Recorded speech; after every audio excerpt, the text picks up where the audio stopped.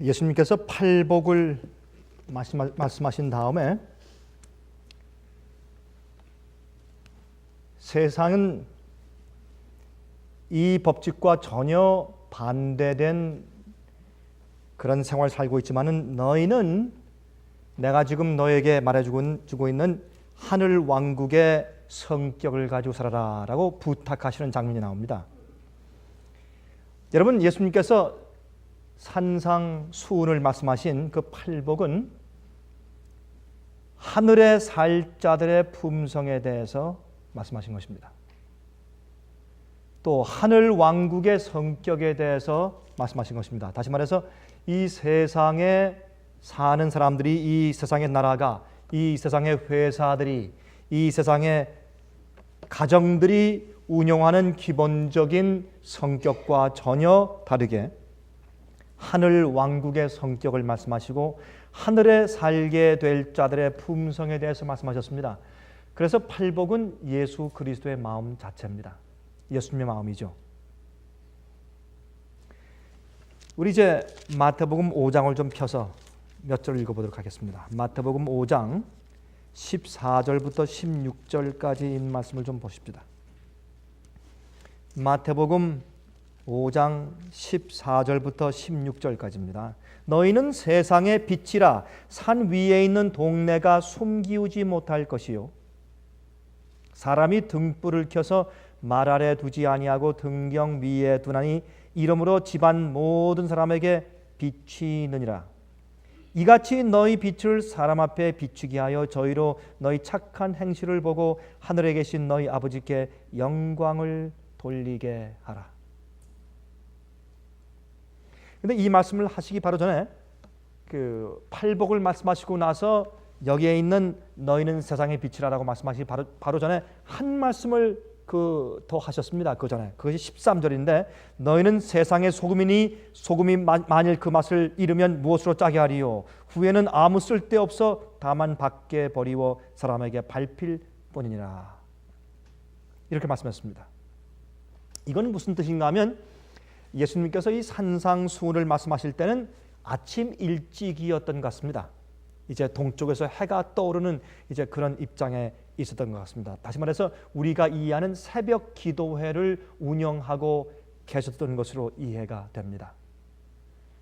예수님께서 팔복을 말씀하신 다음에 보니까 예수님께서 말씀하실 때는 항상 그 눈에 보이는 실물 교훈 가지고 비유를 말씀하신 적이 대부분이니까 예수님께서 보시니까 이제 갈릴리 바닷가에서 사람들이 고기를 잡고 어부들이 고기를 잡고 나서 고기를 갖다 박스에 다 담고 썩지 않게 하기 위해서 점이기 위해서 보존시키기 위해서 소금을 갖다 막 친 다음에 남는 소금을 갖다가 아니면 냄새가 아니면 그 맛이 간 그런 소금은 다 밖에 버려서 마치 이 해변가 모래처럼 흙처럼 돌처럼 발에 밟히우는 그런 모습이 사실 거기 눈에 띄게 되었을 것입니다. 예수님께서 이 팔복 산상수훈을 말씀하신 곳은 갈릴리 바닷가 해변가에서니까 예수님께서 그 이제 팔복을 말씀하신 다음에 말씀하시기를 너희가 저기에 소금을 보느냐 맛을 잃고 버려짐을 당해서 발에 밟히우는 소금을 보느냐. 소금의 목적은 무엇이냐? 소금은 맛을 내는 것이다. 소금은 썩지 않게 하는 것이다. 소금이 그 맛을 잃어버리면 그 짠맛을 잊어버리면 그저 맹맹한 싱거운 그런 돌과 같은 모래 같은 그런 모습이 되면 더 이상 이 고기를 점이기 위해서 고기를 썩지 않게 그 안에 치기 위해서 아무런 소용이 없게 된다. 그때 할 일은 무엇인가? 밖에 버려오는 길밖에 없다. 그리고 이 발에 밟히는 것이다. 그러면 너희는 세상의 소금이라 그렇게 말씀하십니다. 다시 말해서 우리가 이 땅에 살고 예수님의 말씀을 인정하고 믿고 사는 사람들의 이 생애의 목적은 다른 사람들을 썩지 않게 하는 것이 생애의 목적이라 그 말입니다.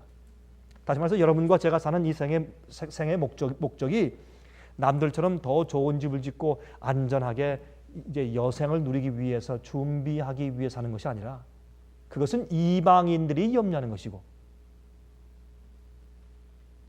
여러분 먹고 마시고 어디에 살까 또 어디 가서 무슨 일을 할까 하는 것은 이방인들이 구하는 것이라는 말씀이 있지 않습니까? 그런 것들은 우리가 염려하는 것이 아니고 먼저 그 나라와 그 의를 구하면 주님께서 그 모든 것을 다 주신다고 말씀했으면서 여기 말씀하기를 우리는 세상의 소금이라. 우리가 이 땅에 사는 이유는 진리의 맛으로, 진리의 맛을 가지고 남들을 썩지 않게 도와주는 일이란 말입니다. 그 목적을, 그 맛을 우리 생애 가운데서 잃어버리면 우린 이 땅에서 그리스도인으로, 주님의 제자로, 주의 말씀을 믿고 사는 사람으로 존재할 필요가 없습니다. 목적이 없습니다. 그럼 뭐 때문에 합니까? 차라리 그러려면 저기 뭐하러 예배 드리러 오고, 뭐하러 시간 내서 기도해 가고, 뭐하러 시간 내서 기도하고 성령을 읽습니까? 가끔 하죠. 왜 가끔 합니까? 하려면 하고 말라면 말지. 저기 밖에 가서 이미 맛을 읽고 밖에서 밟혀 사는 사람들과 똑같이 살지. 그렇게 살아도 고통이 있고요. 예수를 따르며 살아도 고통이 있습니다. 고통은 똑같습니다. 저는 다니면서 이 세상에서 고통 없는 사람을 한 번도 본 적이 없습니다. 그 사람이 잘생겼든지 못생겼든지 잘 먹고 살든지 잘 못 먹고 살든지.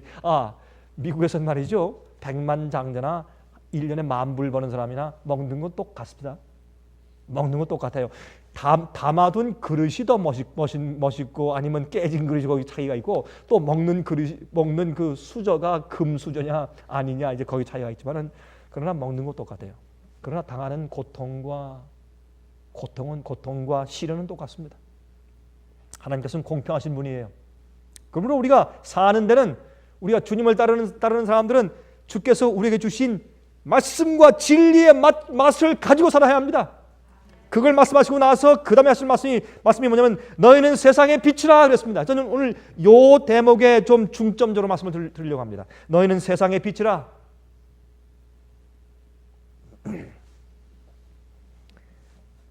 너희는 사람들에게 인기 있는 스타가 되기 위해 사는 것이 아니다.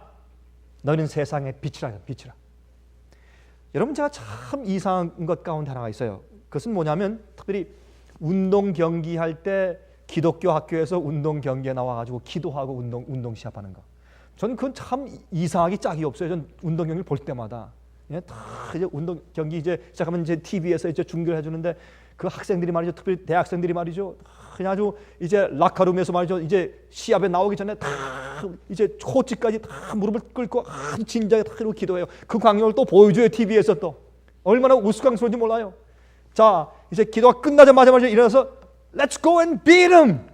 Let's kick him. 가서 차라, 때려라, 이겨라, 부셔라. 그렇게 막 뛰어나가요. 기도 금방 하고. 얼마나 재밌는 얘기예요. 쌍방이 또 같이 기도해요. 주님께서 누구의 기도를 들어주실까요? 참 우스꽝스러운 게 맛을 잃은 그리스도인이에요.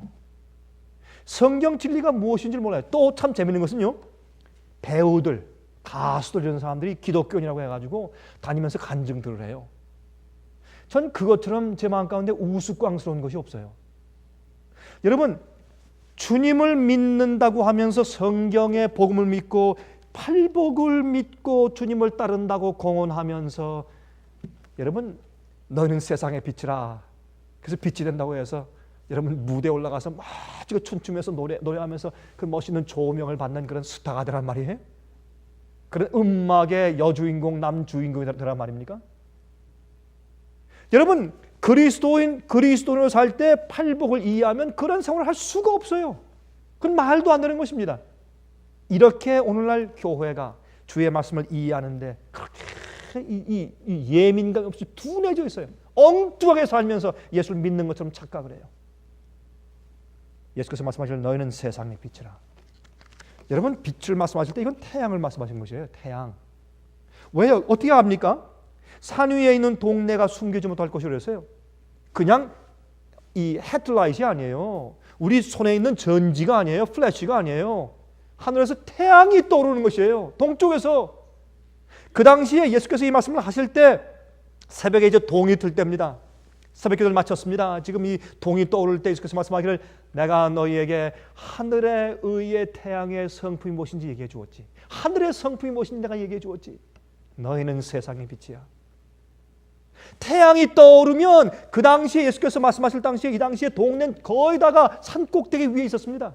그것이 옛날에 도시와 타운을 짓는 습관이었습니다. 산 꼭대기에 동네가 있었어요. 그래서 좁은 길로 가라, 좁은 문으로 들어가라 할 때는 사람들이 이제 그 동네에서 나와서 장사하고 다니다가 집에 돌아갈 땐 해가 지기 전에 얼른 빨리 그 높은 경사에 가서 빨리 뛰어 올라가서 저녁에 혹시 다른 사람들이 들어올까 봐 성문을 잠그는 것입니다. 그때 빨리 성문으로 들어가기 위해서 좁은 길로 올라가야 합니다. 이게 다 그 당시의 풍습이니까, 지리적인 현상, 지리적인 배경이니까 말입니다. 그래서 사실 태양이 떠올라올 때 산 위의 동네가 숨기지 못하고 산 위의 동네가 어두움과 그림자 속에 묻혀 있다가 태양이 떠오르면 전부 드러나는 것입니다. 환하게. 너희는 세상의 빛이라. 이것은 하나님의 영광의 빛이 우리에게 임했을 때 생기는 하나님의 의의 품성을 상징합니다. 진리를 상징합니다. 내 속에 부각되고 내 속에 경험된 진리를 상징합니다. 그것이 빛입니다. 그것은 태양을 의미합니다.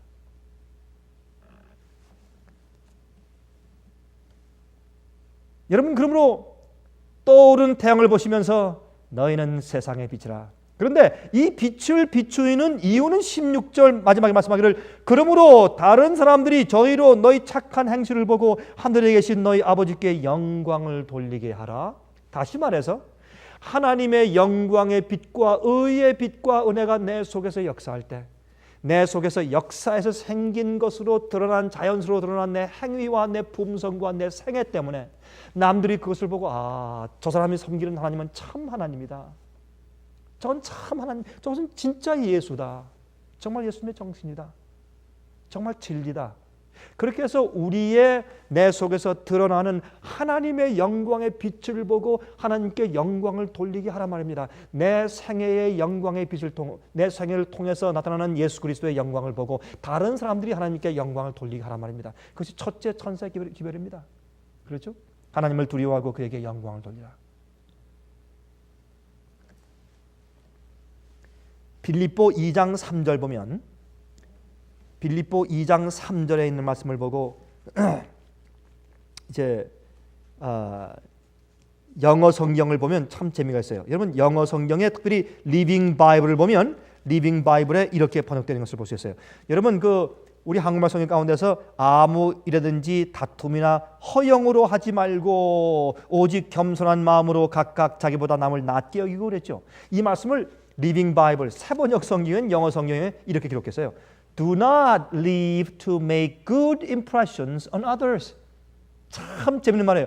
다른 사람들에게 좋은 인상을 끼치려고 살지 말라 그 말이에요. 남들에게 좋게 보이려고 애쓰며 살지 말라 그 말입니다. 많은 사람들이 그렇게 살아요.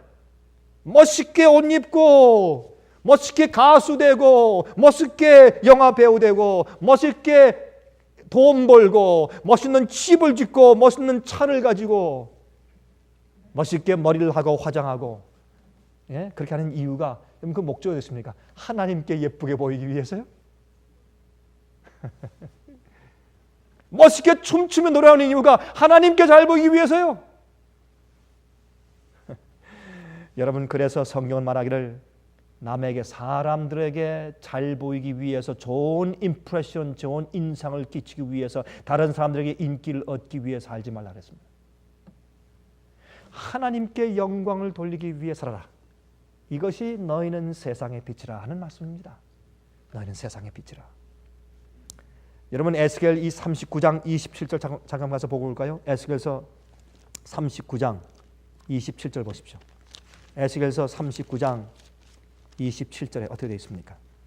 곧 내가 그들을 만민 중에서 돌아오게 하고 적국 중에서 모아내어 열국 목전에서 그들로 인하여 나의 거룩함을 나타낼 때라 그랬습니다. 여러분, 재미있는 것은 예수님께서 이스라엘 백성들에게 하신 말씀이죠. 유대인들에게 하신 말씀이죠, 이 말씀은. 그런데 재미있는 것은 이것을 현재 1948년도에 유엔의 승인에 의해서 다시 재건된 현재 실제 이스라엘 나라에 적용시켜요. 이 예언이 성취되었다고 믿습니다. 이것은 잘못된 생각이에요. 어떻게 이 말씀이 지금 현재 이스라엘 백성들에게 그것이 적용됩니까? 이스라엘 백성들은 지금 팔레스타인 사람들과 싸우느라고 정신이 없어요. 그 땅을 조금 내줘서 좀 건국시키면 어떻습니까? 예? 물론 그들에게 이유가 있겠지만은, 여러분, 요즘에 있는 유대 국가, 이스라엘 국가가 정말 하나님께 영광을 돌리는 국가입니까? 90% 이상이 하나님을 안 믿어요. 지금 유대인들 정통파들이 있지만 그러나 성경을 안 믿어. 성경대로 안 믿지 않습니까? 예수를 안 믿어요. 그런 사람들이 어떻게 하나님께서 그들을 다시 불러 모아서 적국 중에서 그들이 더럽힌 하나님의 이름을 다시 그들 통해서 나의 거룩함을 드러낼 때라. 이 말씀은 마지막 시대에 영적인 이스라엘 백성들인 교회를 통해서 마지막 환난을 통과하면서 마지막으로 주께서 드러내시는 일이에요. 지금 현재 이스라엘 백성들에게 향한 일이 아닙니다. 현재 이스라엘 백성들, 저 유대 나라 백성들은 그것은 지금 아직도 선택된 에스겔서의 예언을 성취할 그 주님의 선택된 백성들이 아닌 것을 알 수 있습니다. 그러면 여기에 주님께서 나의 거룩함을 그들로 인해서, 그들을 통해서 내가 적국 앞에서 나타낼 것이다. 이것은 교회를 통해서, 우리를 통해서 하시는 것입니다. 그리스도인을 통해서 하실 것입니다.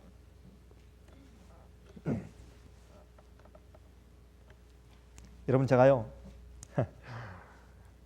한 번이 아니고 얼마 전에 한 목사님께로부터 편지가 왔어요.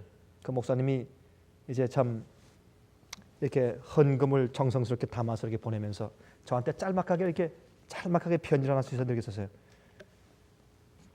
예, 강병국 목사님 참 수고가 많습니다. 글을 통해서 또 테이프를 통해서 또 방송을 통해서 진리의 빛을 전하기 위해서 애쓰는 모습 보니 참 기쁩니다. 그 짤막한 글을 제가 읽으면서 제 마음 가운데 다시 그런 생각을 했어요. 여러분, 전 가끔 그런 생각을 해요. 제가 글을 쓸 때마다, 제가 테이핑을 할 때마다, 제가 방송을 할 때마다 늘 제 마음 가운데 어떤 편지를 주고받을 때마다 늘 생각되는 것은, 이메일을 할 때마다 제 마음 가운데 내가 오늘 쓴 그 글 때문에, 내가 오늘 테이프한 바로 그 내용 때문에, 내가 오늘 가르친 그 내용 때문에, 우리가 만든 그 책자 때문에 얼마나 많은 사람들이 마음속에 있는 어둠을 내쫓고 하나님의 세상에 비친 하나님의 영광의 빛을 보았을까? 오늘도 그 글 하나 때문에 얼마나 많은 사람들 마음 가운데 어둠이 쫓아내졌고 하늘의 빛을 받았을까? 아무도 모르게 어두운 그런 사무실에서 똑딱거리면 컴퓨터를 쪄서 모르는 것 같았지만, 그러나 그 글 하나 때문에 얼마나 많은 사람들이 저 밖에서 마음 가운데 어둠을 쫓고 빛을 받았을까? 그 마음이 가끔 제 마음 가운데 큰 기쁨을 주고 보람을 줘요. 여러분, 우리가 사는 목적이 이 세상에서 빛을 주는 것입니다. 빛을 주는 것입니다.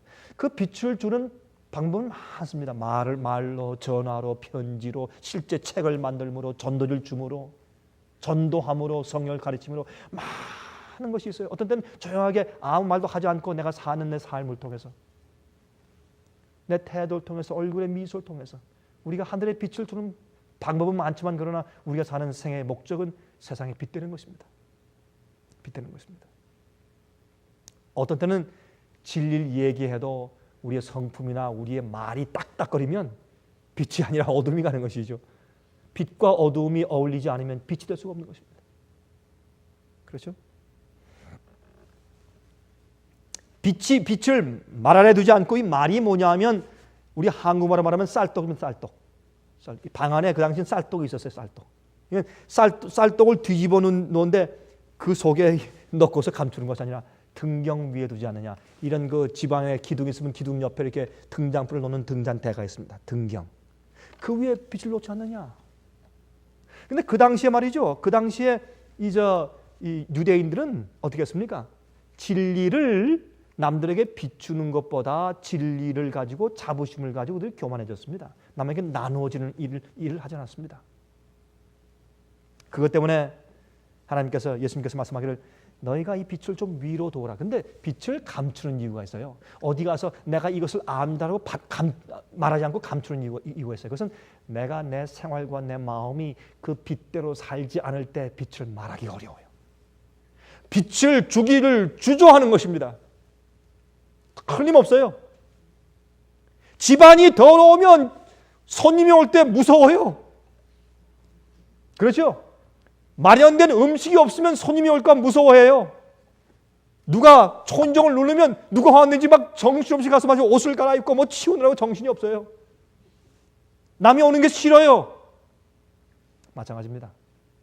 이 등잔을 등경 위에 높이 두지 아니하고 말 아래 감추는 것은 자기가 비출 만한 준비가 마음속에 준비되지 않았다는 뜻입니다. 얼마나 많은 경우에 우리가 그렇습니까?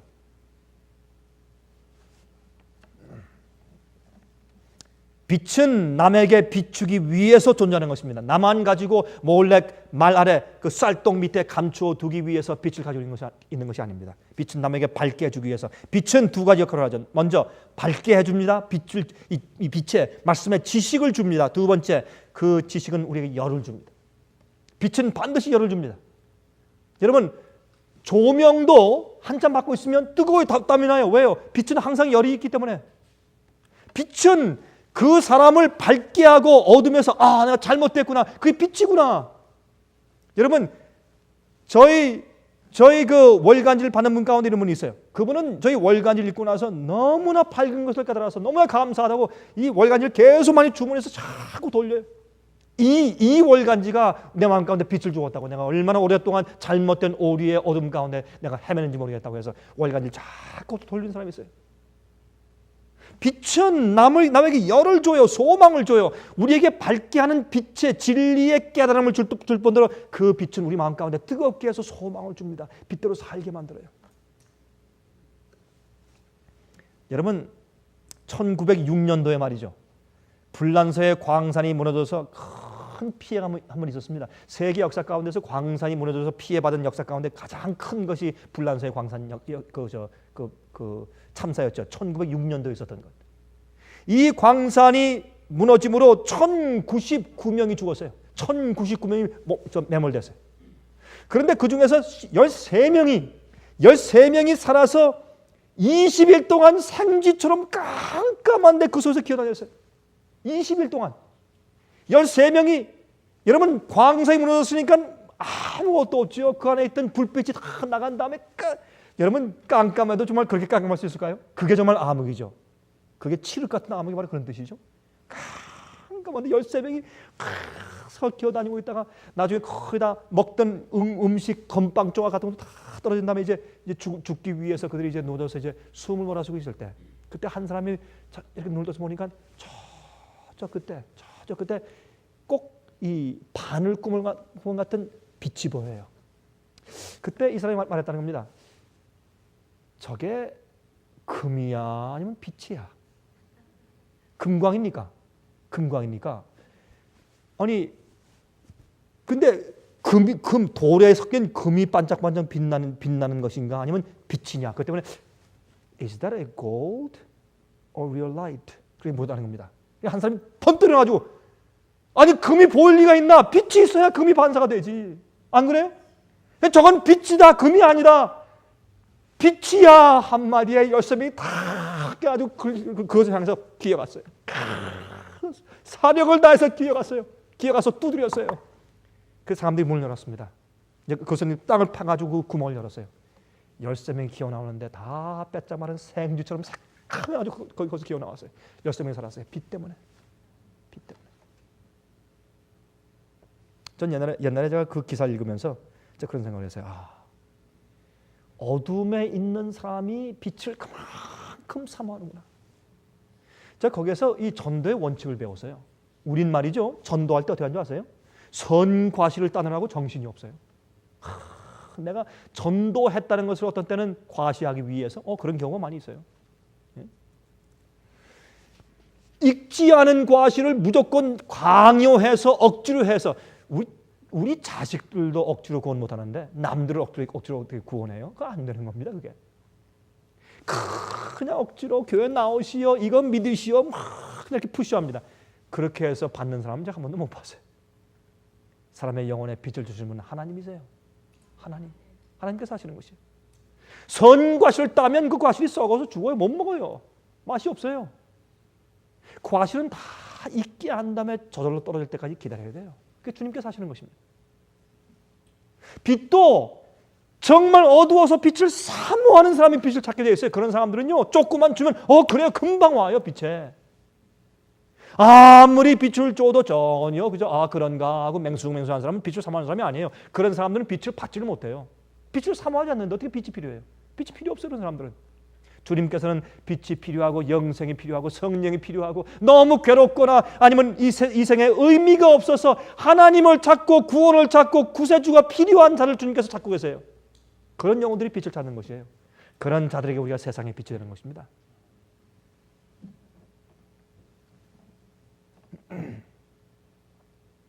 진짜를 찾는 자들, 진리를 찾는 자들이 있어요. 그런 자들은 빛을 향해서 오는 것입니다. 여러분, 제가 Ministry of Healing이라는 책에 있는 말씀을 읽어도 되겠어요. Ministry of Healing이라는 책인데 이 책은 치료 봉사라고 이제 번역이 되죠. Ministry of Healing. 이건 이 정말 기가 막힌 그런 정말 영감적인 말씀이 한번 들어보세요. 31페이지와 32페이지의 말씀인데 한번 들어보세요. 이렇게 말씀되어 있어요. 하나님의 나라는 외부적 과실을 수반하여 임하지 않는다. 참 진리죠? 외부적인 꾸밈이나 외부적인 과실을 수반해서 임하지 않는다. 이 얘기에 의하면 오늘날 교회가 어마어마하게 짓고 멋있고 아름답게 짓는 것들, 이거 다 예수 그리스도의 산상부훈의 정신과 하늘의 성격과 어긋나는 것들이죠. 그것은 하나님의 말씀의 부드러운 영감을 통하여 성령의 내적 역사, 곧 생명 되시는 분과의 영혼의 교통을 통하여 오게 된다. 하나님 나라는 성령의 내적 역사, 곧 생명 되시는 분과의 영혼의 교통을 통하여 오게 되는 것이다. 하나님 나라의 가장 위대한 능력의 표현은 그리스도의 품성의 완전함에 도달한 인간의 성품 속에서 보여진다. 그리스도를 따르는 사람들은 세상의 빛이 되어야 한다. 그러나 하나님께서는 그들에게 빛을 비추기 위한 노력을 하라고 명령하지 않으신다. 그분께서는 훌륭한 선을 자랑하기 위하여 자기 만족에 도취된 어떤 노력을 하는 것을 좋아하지 않으신다. 그분께서는 그들의 심령이 하늘나라의 원칙에 잠겨지기를 원하신다. 그렇게 되면 그들은 세상과 접촉할 때 그들 속에 있는 빛을 드러내게 될 것이다. 왜? 내 속에 점여들어온, 내 속에 스며들어와서 잠겨져 있는 하늘의 원칙 팔복이 다른 사람들과 대할 때 자연히 물씬 풍겨나고 빛이 발하게 되기 때문에 남들이 그 빛을 보고서 하나님께 영광을 돌리게 되는 것입니다. 그것은 내 외부적인 과실을 통해서 생기는 것이 아니라 내 속에 잠겨져 있는 예수 그리스도의 품성 때문에 된다고 설명합니다. 생애의 모든 면에 나타나는 그들의 확고한 성실성은 빛을 비추는 수단이 될 것이다. 재물과 높은 지위, 값비싼 장비, 건물과 설비 등은 하나님의 사업을 발전시키는 데 필수적인 것이 아니다. 또한 사람들로부터 칭찬을 받고 허영심을 조장시켜 주는 것은 성공이 아니다. 아무리 화려하게 보일지라도 세속적인 과시는 하나님의 안목에 무가치한 것이다. 그분께서는 눈에 보이는 일시적인 것보다 눈에 보이지 아니하는 영원한 것을 가치 있게 여기신다. 하나님의 사업에 있어서의 인간의 노력은 헌신적인 일꾼의 활동에 의하여 생애를 변화시키시는 그리스도의 능력을 나타냄으로써만 능률을 나타내게 될 것이다. 그 밑에 하나님께서는 영혼의 성전에 당신의 성령을 넣어 주실 수 있는 비례만큼 각 사람을 사용할 수 있으시다. 주님께서 우리의 마음속에 주의 능력과 주님의 빛을 얼마나 많이 넣어주시는가 하는 우리의 용량에 따라서 우리가 사용될 수 있다 그 말입니다. 그분께서 간합하실 사업은 당신의 형상을 반영하는 사업이다. 그래서 성경을 말씀하기를 너희는 세상의 빛이라 그랬어요. 세상의 빛이라. 하나 더 읽겠습니다. 산상보훈 97페이지에 이것은 Thoughts from the Mount of Blessings 그런 책입니다. 아주 산상순에 관해서 이제 카멘트한 책인데 참 영감적인 말씀이에요. 들어보세요. 그러나 예수님께서는 제자들에게 너희 빛을 비추기 위하여 분투하라, 애쓰라 그렇게 명령하지 않으셨다. 참 이상한 말씀이에요. 단지 빛을 비추게 하라고 말씀하셨다. Let the light shine. 애써서 비추려고 막 그런 것이 아니라 자연히 내 속에서 우러나오는 빛을 비추라 이렇게 말씀하셨다고요. 여러분 우리가 알다시피 사과나무가 사과를 맺히기 위해서 막 애쓰지 않지 않습니까? 그렇죠? 사과나무로 태어났기 때문에 사과를 열리는 것이죠. 물을 빨고 양분 빨고 햇빛 받고 비를 받으면 자연히 사과가 생겨요. 참 이상해요. 저희 집 앞에 말이죠. 수국이 있어요. 수국꽃. 작년도에는 수국이 그 색깔이 좀 달랐는데 약간 좀 주홍 색깔 비슷한 그런 꽃을 낸 것 같은데 제 기억에 노란 색깔 비슷하게. 올해는 수국이 너무나 예뻐요. 자주색도 아니고 블루도 아니고 참 그 중간 색깔인데 기가 막혀. 제가 아침에 일어나면 이렇게 한번 가서 꼭 그 꽃을 한번 봐요. 얼마나 멋있는지. 크고 또 이만큼 크고 말이죠. 해발이 좀 커요. 크면서 참 예뻐요. 근데 이 꽃이 도대체 무슨 연고인지 그저 물을 빨고 양분 빨고 햇빛 받고 비를 맞으면 하지 말라고 해도 자연히 꽃을 내요. 그것도 매년마다 다른 색깔로. 참 이상해요. 비가 와서 주는 양분이 다르고 우리가 주는 비료 양분에 따라서 색깔이 달라지는 것 같아요. 그 케미스트리에 따라서 색깔 그 내주는 색깔이 달라요. 참 세상에 그런 예술이 어디 있어요? 예? 하나님은요 기가 막힌 미술가예요. 얼마나 아름다워. 여러분 꽃을 좀 보세요. 얼마나 아름다운가. 여러분 여기서 새를 봐도 별로 좀 그렇죠. 여러분 새가 많은 저 열대지방 가서 보세요. 새들 기가 막혀요. 여러분 저 남미 가서 새 한번 가서 구경해 보세요. 숲속에 가서 새 이 부리가 막 이만해요. 막 이만 몸만큼 커요. 새 이 부리가. 그리고 얼마나 예쁜지 몰라. 이렇게 막 다니면서 짹짹거리는 거 보면 얼마나 예쁜지 그거 보느라고 정신이 없어. 어떤 때 이렇게. 그 사람들 늘 보니까 목사님 빨리 갑시다. 왜냐면 잠깐 보자고. 한참씩 그걸 구경하고 가요. 그 사람들한테는 너무 흔한 거지만 저한테는 귀한 거니까 말이죠. 별 희귀한 새들이 다 있어요. 하나님은 예술가예요. 근데 이런 꽃들이 꽃을 맺으려고 막 애쓰지 않고 자연히 꽃이 나와요. 그건 우리 속에 예수를 아는 빛이에요. 그게 예수를 아는 빛. 여러분은 예수를 아십니까? 우리가 예수를 얼마나 압니까? 주님을 얼마나 압니까? 우리가 예수를 알면 우리가 하는 일에 그 예수가 배어나요. 배어나. 우리가 그렇게 됐으면 얼마나 큰 빛이 되겠습니까?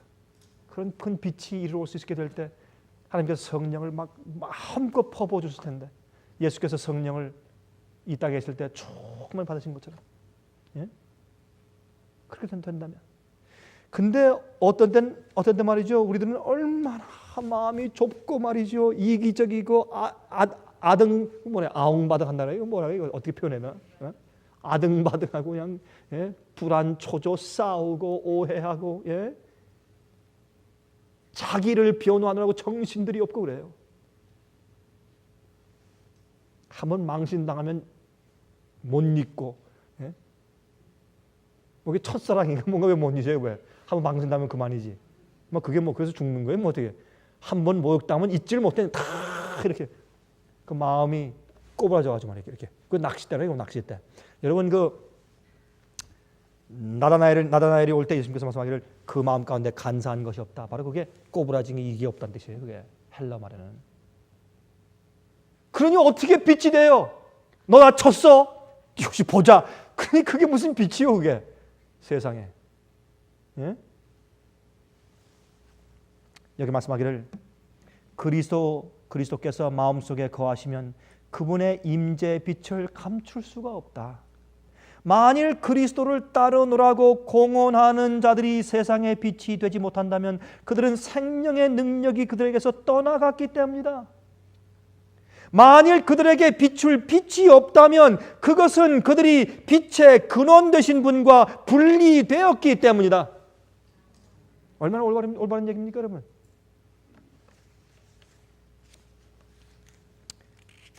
여러분 예수님께서요 물 위로 걸어서 건너편에 가셨죠 한 번은? 그때 예수님께서 물 위로 걸으셨다는 그 소문이 확 퍼졌습니다. 그러니까 그날 아침에 사람들이 가가지고 다 몰려와서 물었습니다. 랍비여, 어느 때 어떻게 여기 오셨습니까? 라고 물었어요. 예수님께서 그때요, 당신의 능력을 말할 수 있는 좋은 그런 기회 아닙니까? 내가 물에서 걸어왔지. 아니 어떻게 물을 걸으셨습니까? 내가 하나님이잖아. 그러니까 얼마나 멋있는 기회예요, 그렇잖아요? 예? 성경을 보면 예수님께서 한 번도 그렇게 설명한 적이 없어요. 그들이 예수님의 어떤 능력, 어떤 위대한 겉으로 보이는 능력에 대해서 설명해 달라고 요청했을 때 주님께서 절대 한 말씀 안 하셨어요. 예수님은 그것 보이려고 오신 것이 아니에요. 한 말씀 설명 안 하셨어요. 예수님께서 말이죠, 예수께서 이 땅에 태어나실 때 신비를 설명할 수 있어요. 그러나 예수님이 태어나실 때 동정녀 마리아에게서 태어나신 그 신비를 설명 안 했어요. 예수님은 당신의 초자연적인 능력과 기적에 대해서 강조하지 안 하셨어요. 왜요? 그런 것들은 빛을 비추는데 중요한 것이 아니기 때문에. 그것은 사람들 마음 가운데 눈에 보일 때 멋있게 보이지만 그것이 사람의 마음 속에 들어가서 빛이 되어서 그 사람을 변화시키고 구원할 수가 없어요. 멋있는 교회는 야 멋있다 할 수 있지만 그것은 영혼들 마음 가운데 진리를 줄 수 없고 그들을 구원하는데 아무런 소용이 없어요.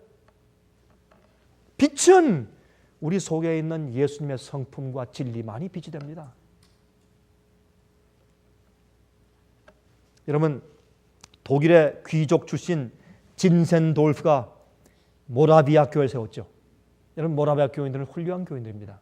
여러분, 진센돌프 귀족 출신 이 독일 사람이 말이죠. 진센돌프가 11살 때 한 번은 그가 박물관에 가서 구경 갔다가 거기에 있는 옛날 그림인 예수님께서 십자가에 이렇게 박혀 돌아가시면서 고통당하시는 그 모습의 그림을 보았습니다. 그때 11살짜리 이 아이가 그 그림 앞을 떠날 수가 없었다고 했어요. 한동안 그 그림을 보고 한참 바라보면서 그 어머니 아버지가 야 가자 이러니까 어머니 아버지, 이 예수님이 왜 이렇게 고통을 당하시는 거예요? 이게 이유가 어디 있습니까? 왜 그렇습니까? 이게 사실입니까? 라고 자꾸 질문하면서 나중에 성경을 연구하다가 그때 11살 때 본 예수님의 십자가의 그림 하나 때문에 그가 영원히 자기 마음을 하나님께 바쳤습니다. 그리고 회개했어요. 그런 다음에 그가 독일에서 경건의 운동을 일으키고 드디어 모라비안 교인들을 만들었습니다. 나중에 그 교회는 2,000여 명의 해외 선교사를 파견했어요. 이 모라비안 교인들이 요한 웨슬리와 함께 배를 타고서 영국에서부터 말입니다, 이 사바나 조지아까지 배를 타고 오는 도중에 폭풍을 만났을 때 아무 두려움 없이 가판 위에서 기도하는 사람들이었고, 그 모라비안 사람들의 기도소리를 듣고서 요한 웨슬리가 깊이 감동받고 성령 연구하면서 나중에 믿음으로 말미암는 의의 경험을 하게 된 원인이 되었습니다. 우리가 예수를 알아야 합니다. 우리가 주님을 알아야 합니다. 우리가 주님을 똑바로 알고 명상하면, 그래서 우리가 자주 주님의 생을 명상해야 돼요. 자주 명상하면 우리 속에 있는 허영된 것이 다 사라지고 욕심도 사라지고 나를 나타내고 싶은 그런 허영된 빛이 다 없어지고 하나님의 빛을 비추고 싶은 마음이 생기게 돼요. 하늘의 왕국의 성격이 내 속에 들어가고, 그렇죠? 이 세상에 살게 된 하늘의 살자들의 품성이 우리 마음 가운데 들어가게 되고 자연히 그게 좋아져요. 자연히 내 마음속에 차곡차곡 쌓입니다. 그것이 드러나게 되고 참게 되고 온유하게 되고 겸손하게 되고 인내하게 되고 비이기적이 되고 너그럽게 되고, 그리고 남들에게 욕을 먹더라도 진리는 진리대로만 얘기하고, 예수님은 참 온유하고 겸손한 분이었지만 그러나 진리는 진리대로 얘기해서 진리를 전함으로 자기가 잃어버릴 인기에 대해서 조금도 개의치 않았습니다. 진리를 전하고 곧바로 얘기함으로 남들이 자기를 미워하고 핍박당할 것에 대해서 개의치 않았습니다. 그것이 예수님의 성품입니다. 많은 사람들은 그렇게 안 해요. 이걸 얘기해서 남들이 날 오해할까, 내 인기가 떨어질까, 이 대중과 휩싸이지 못하고 내가 따돌림 당할까 무서워하는 것입니다. 그건 빛을 전할 수 없는 성격이에요. 자기를 더 사랑하는 성격이기 때문에 하늘의 빛을 전하는 사람이 되지 못하는 것입니다. 예수님은 그렇지 못했습니다. 예수님은 하나님의 빛을 전하기 위해서만 살았습니다. 예수의 성품입니다. 예수를 깊이 알고 나면 그렇게 돼요. 예수님을 아는 사람들은 이 땅에서 빛을 똑바로 진리를 전함으로 외로움을 당하는 사람들입니다. 외로움을 당하지 못하는 사람들은 예수님을 이해할 수 없습니다. 예수님이 이 땅에서 고독하게 사셨기 때문에. 왜? 진리의 빛을 가지고 사셨으니까. 이 땅에서 다수에게 인기가 있는 복음을 전하는 사람은 잘못된 것입니다. 그건 성경도 잘못된 것이에요. 성경대로 전하면 이 죄악된 세상과 타락된 교회 안에서 올바른 인기를 얻을 수가 사실은 없는 것입니다. 고린도후서 4장. 고린도후서 4장입니다. 고린도후서 4장 5절부터 읽겠습니다. 여기에 우리의 경험이 있어요. 우리가 우리를 전파하는 것이 아니라 오직 그리스도 예수의 주 되신 것과 또 예수를 위하여 우리가 너희의 종된 것을 전파함이라. 어두운 데서 빛이 비치리라 하시던 그 하나님께서 예수 그리스도의 얼굴에 있는 하나님의 영광을 아는 빛을 우리 마음에 비추셨느니라. 우리가 이 보배를 질그릇에 가졌으니 이는 능력의 심히 큰 것이 하나님께 있고 우리에게 있지 아니함을 알게 하려 함이라. 우리가 사방으로 우겨쌈을 당하여도 쌓이지 아니하며 답답한 일을 당하여도 낙심하지 아니하며 핍박을 받아도 버림받지 아니하며 거꾸로 들임을 당하여도 망하지 아니하고 우리가 항상 예수 죽인 것을 몸에 짊어지면 십자가죠. 예수의 생명도 우리 몸에 나타내게 하려 함이라. 우리 산자가 항상 예수를 위하여 죽음에 넘기움은 예수의 생명이 또한 우리 죽을 육체에 나타나게 하려 함이라. 그런즉 사망은 우리 안에서 역사하고 생명은 너희 안에서 하느니라. 이게 무슨 말입니까? 예수를 아는 하나님의 영광을 아는 빛이 내 마음 가운데 비쳤어요. 그러면 이것 때문에 무엇을 당합니까? 사방으로 우겨쌈을 당하고 답답한 일을 당하고 낙심을 당하고 핍박을 받고 버림을 당하고 거꾸름을 당합니다. 그래서 예수님의 죽은 십자가를 내가 지고 가면 내가 지고 가는 예수를 위한 고난 때문에 남들이 살아요. 이게 그 얘기예요. 빛을 받은 사람은 빛대로 살 수밖에 없게 돼요. 그러면 내가 빛대로 산다고 하는 의미는 예수 그리스도의 고난에 동참하는 것이에요. 빛을 가지고 어둠 속에 살면 어둠의 빛을 미워하게 되어 있어요. 그러면 예수의 고난을 가지고 고난 안에 동참해 사는 것이 빛을 가지고 사는 것인데 그 빛대로 살면 내 속에 죽음이 있어요. 내가 죽어요. 그러면 나의 죽고 십자가를 지는 그 일 때문에 남들이 생명을 얻고 살게 돼요. 그게 예수의 삶이에요. 여러분 우리 그렇게 살기로 다시 결심합시다. 그게 세상의 빛들한 주님의 명령이에요. 너희는 세상의 빛이라. 예? 팔복에 심령이 가난한 자는 복이 있나니 온유한 자는 복이 있나니 예? 의를 위하여 핍박을 받는 자는 복이 있나니 마음이 청결한 자는 복이 있나니. 이렇게 살면 세상에서 바보요. 그거는 세상과 어울리지 않는 사람이에요. 그러나 그렇게 살아야 우리가 빛이 됩니다. 그렇게 살면 남들이 미워하게 돼 있어요. 예수께서 말씀하기를 세상이 나를 미워했으므로 세상이 너희를 미워하는 것을 이상히 여기지 말라 그랬어요. 몇 분 남았습니까? 예, 제가요 남는 시간 동안 짤막하게 제가 여러분 이미 아시는 제가 작년도 2002년도 1월달에 말씀드린 제가 한 이 얘기. 여러분 휠체어의 안전 부인이 여러분 그 휠체어 아내가 행상 남편에 보내는 사부곡 그 편지 제가 읽어드린 거 기억나세요? 제가 다시 한번 좀 읽어드리겠습니다. 그 이유가 제가 이 얘기 갖다가요.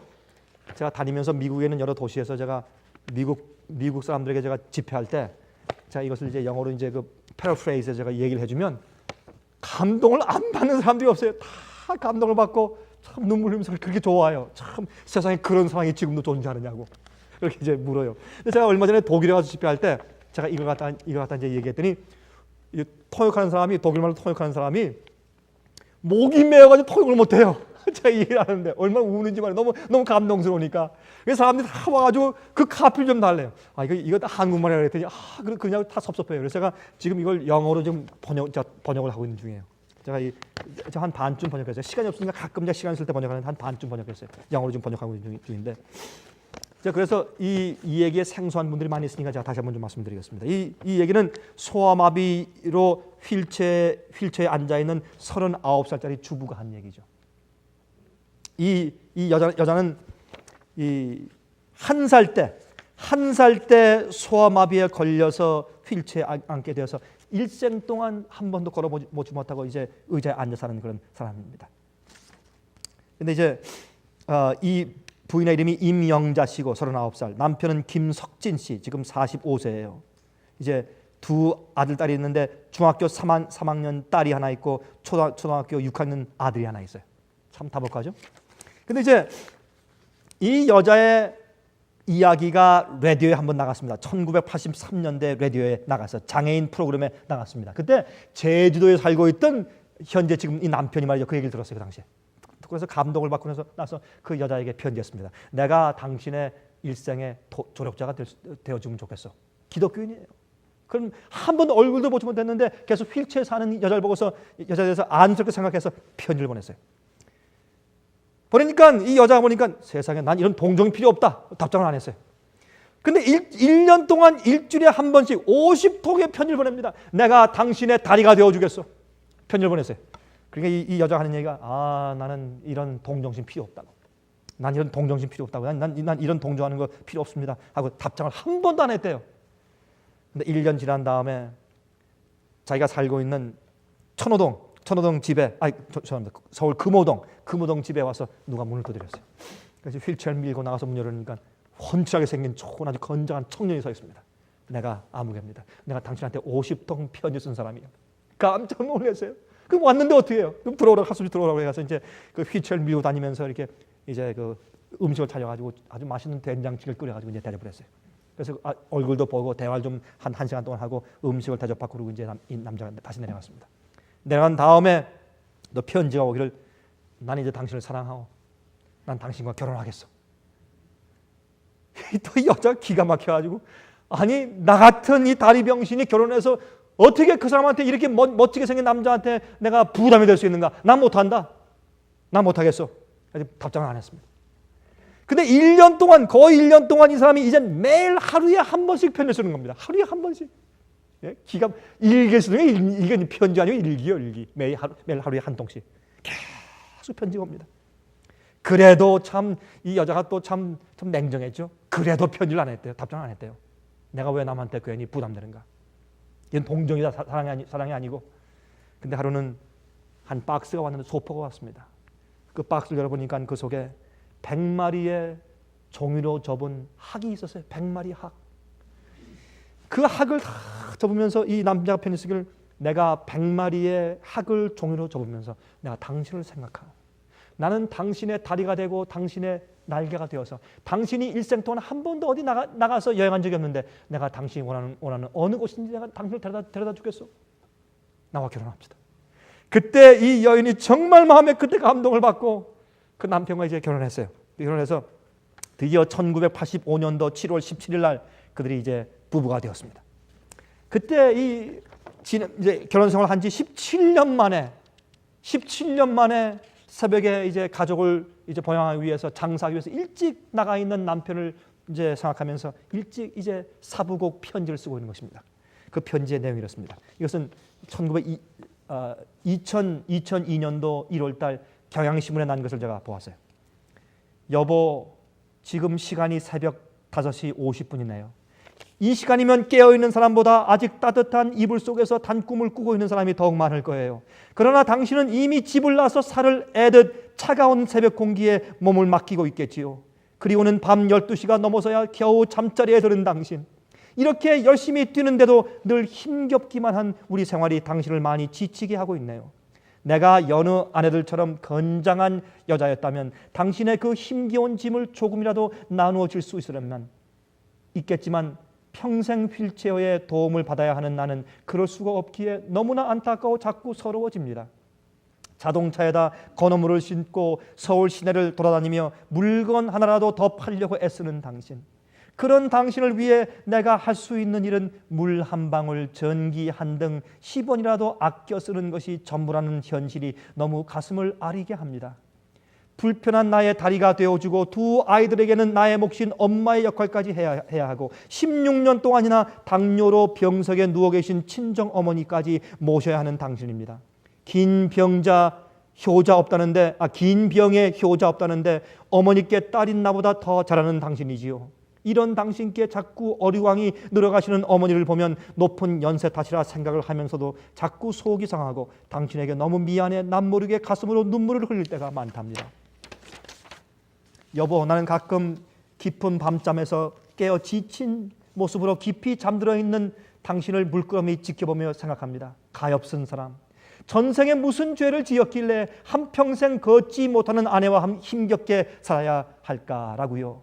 그런 생각을 하며 나도 모르게 서러움이 복받치면서 자고 있는 당신에게 혹 들킬까봐 꾸역꾸역 목구멍이 아프도록 서러움을 삼키곤 합니다. 비를 좋아하는 나는 비가 내리는 날이면 가끔 당신을 따라 나섰지요.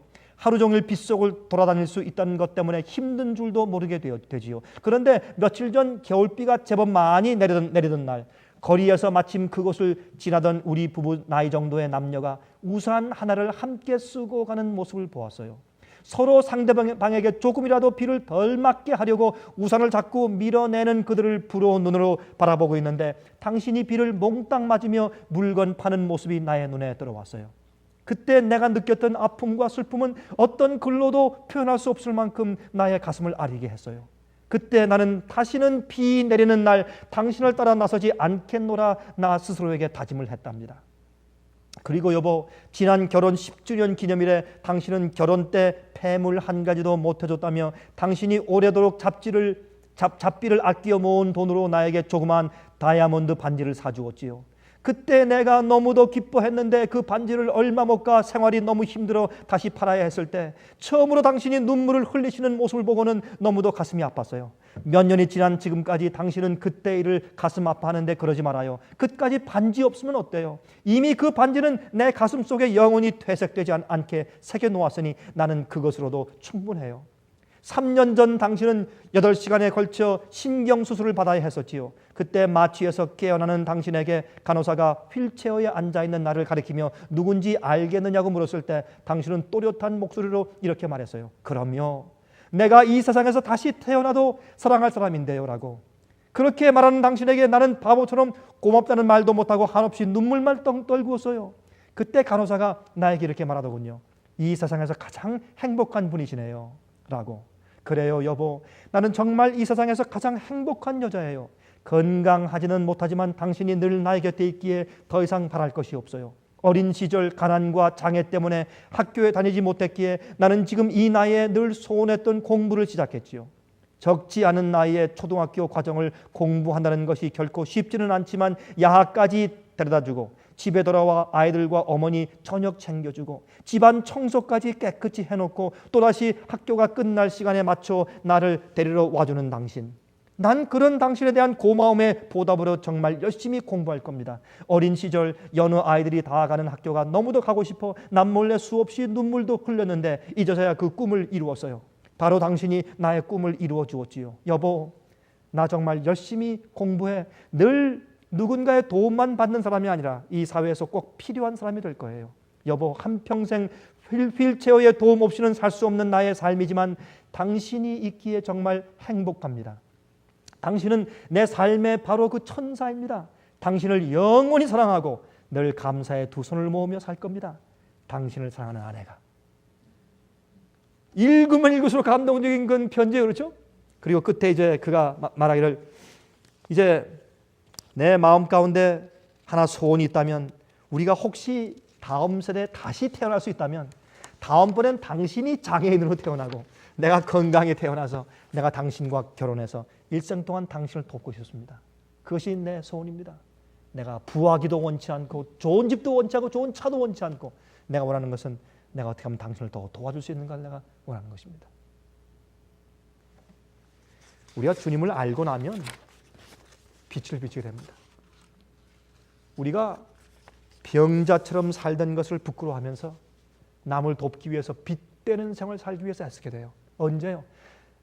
주님께서 내게 어떻게 하셨는지를 깊이 이해하고 나면 가만히 있을 수가 없어요. 그 정성과 사랑에 반응하기 때문에 가만히 있을 수 없습니다. 그 반응이 믿음입니다. 믿음입니다. 세상에 빛 되시기를 간절히 바랍니다. 하늘에 계신 우리 아버지, 이 세상에 빛 되는 것이 무엇인지 다시 우리 마음 가운데 깨닫게 하심을 감사합니다. 우리 마음속에 어두움들을 제거해 주시옵소서. 근심과 걱정의 어두움들, 염려의 어두움들, 미움의 어두움들, 세상을 사랑하는 욕심의 어두움들, 그런 것들 때문에 하나님의 빛을 비추지 못하는 것들이 우리 속에 내재하면 주님이시여 불쌍히 여기시고 예수 그리스도의 피의 공로로 우리의 영혼 속과 양심을 씻어 주시기를 기도합니다. 그런 것을 내보낼 기꺼워하는 마음을 주시고 말로만이 아니고 정말 우리 마음을 주 앞에 묶어 바치는 경험을 하게 축복하여 주시옵소서. 주님이시여, 어떻게 하면 주 앞에 영광을 돌릴 수 있습니까? 저희를 도와주시옵소서.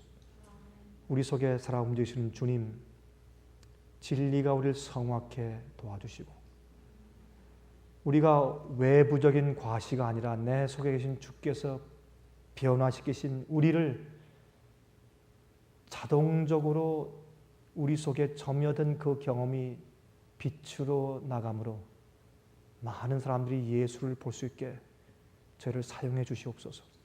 저희의 부족함을 용서해 주시며 저희의 이기심을 사하여 주시고 주님 닮게 해 주시옵소서. 많은 주의 종들과 노독들이 그렇게 함으로 인류에게 얼마나 큰 영향을 미치는 그런 삶을 살다 갔습니까? 우리도 그렇게 주님의 무기 될 수 있도록 저를 써주시옵소서. 살아계신 예수 그리스도의 거룩하신 이름을 의지해서 간절하게 기도합니다.